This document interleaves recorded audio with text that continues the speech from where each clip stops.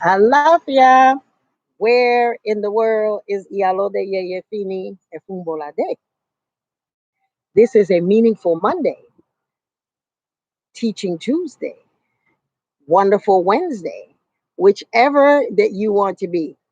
Now, this is the story of Oshebara, and you can flip it and make it Obarashe. It was when Songo and Osun were living together. And like all couples, they go through their good times and their bad times. Well, this time they were going through struggle financially. They were very, very, very poor, and they only had one goat. And they made a decision that they would use this goat in their life to use the milk to make cheese, and that's what they lived from. They were cheese uh, sellers, but it was not enough for them to have the kind of life that they wanted. And so one day, a traveler came by their house from far away, and he asked could he stay with them because there was nowhere else for him to stay. And of course, they said, yes, you can stay here. Oshun was saying, we don't have anything to entertain this person. All we have is cheese. And Chongo said, no, let's kill the goat and have a feast and be very hospitable. And of course, they got into a little argument, difference of opinion, not argument, because Oshun and Shango never argue. They just have difference of opinion. So this went on for a minute, and then Shango won because he says, look at this. Let's go ahead. We can eat, and who knows what may happen.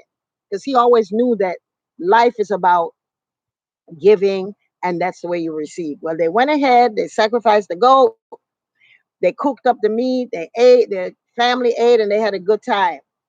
The next morning, they drank and had a wonderful time with this goat. The next morning, Oshun said, so we don't have anything else to eat.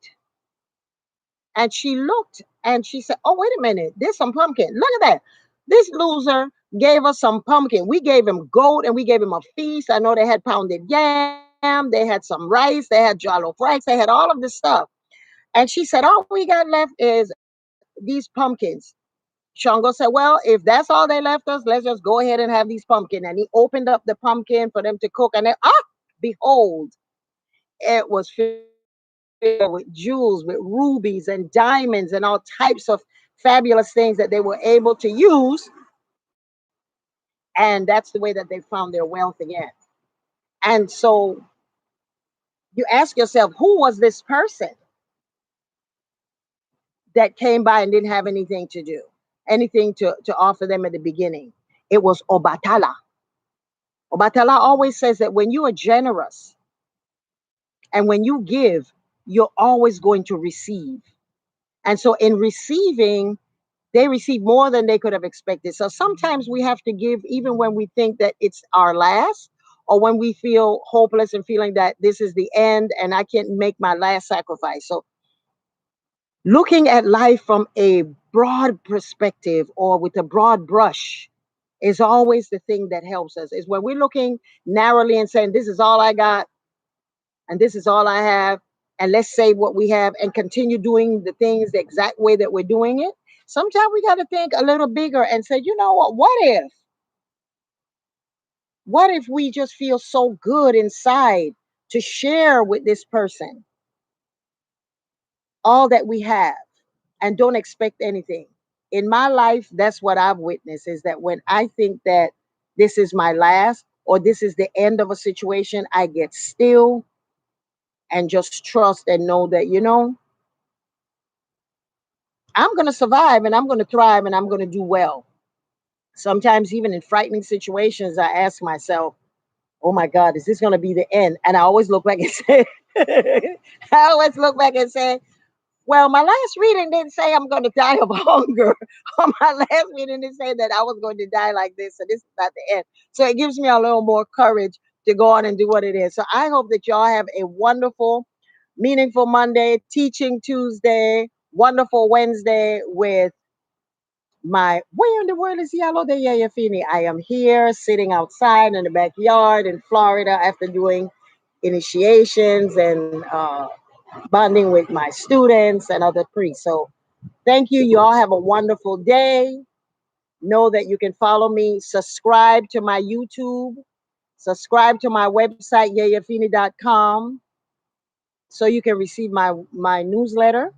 And of course, go ahead and join the ORE IIASK, the Friends of the Institutes, where we're giving you information and how, what is this faith about, what is spirituality, the history of this faith, how can you attend to altars, unconsecrated altars, how to receive your hand of Ifa. That's coming up in October.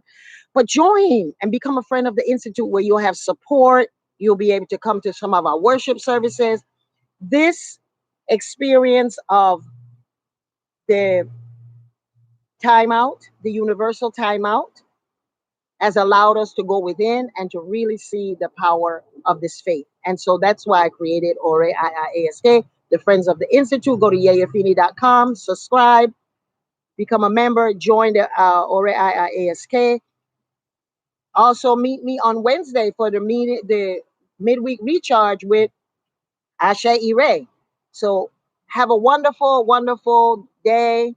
And I will be seeing you again. And where in the world is Iyalode Yeyefini with all her traveling? I'm having a wonderful time with y'all.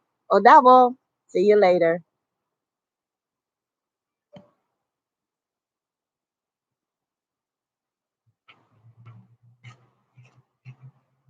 Hmm? Immediately, or you will know when to do it. And I have a bunch of people in there.